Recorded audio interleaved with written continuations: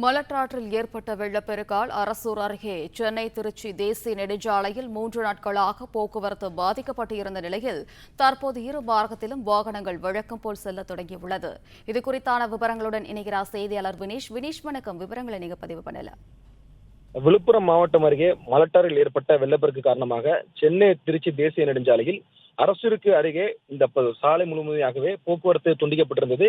கடந்த திங்கட்கிழமைக்கு மாலை நேரத்தில் இந்த பகுதி முழுமையாகவே வெள்ளப்பெருக்கின் காரணமாக சாலை துண்டிக்கப்பட்ட நிலையில் நேற்று வரை சென்னை திருச்சி தேசிய நெடுஞ்சாலையில் இருந்து விழுப்புரத்தில் இருந்து திருச்சியை நோக்கி செல்லும் வழித்தடத்தில் சாலையில் ஒருபுறம் தண்ணீர் விழுந்ததால் ஒருபுறத்தில் மட்டுமே வாகனங்கள் சென்று வர அனுமதிக்கப்பட்டன.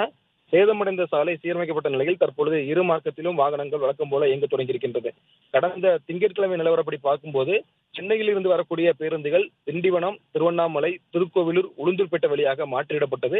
திருச்சி, உளுந்தூர்பேட்டையில் இருந்து வரக்கூடிய வாகனங்கள் மடப்பட்டு வழியாக திருக்கோவிலூர், திருவண்ணாமலை, திண்டிவனம் வழியாக செல்வதாக போக்குவரத்து தரப்பிலிருந்து தெரிவிக்கப்பட்டது. தற்பொழுது நேற்று மாலைக்கு பிறகாக இந்த பகுதியில் சாலை சீரமைக்கப்பட்ட பின்னர் இரு மார்க்கத்திலும் தற்பொழுது வாகனங்கள் செல்ல அனுமதிக்கப்பட்டிருக்கிறது. சென்னை திருச்சி தேசிய நெடுஞ்சாலையில் அரசூர் பகுதியில் முழுமையாகவே சாலை சீரமைக்கப்பட்ட பின்னர் 3 நாட்களுக்கு பிறகு வாகனங்கள் தற்பொழுது இரு மார்க்கத்திலும் செல்கிறது.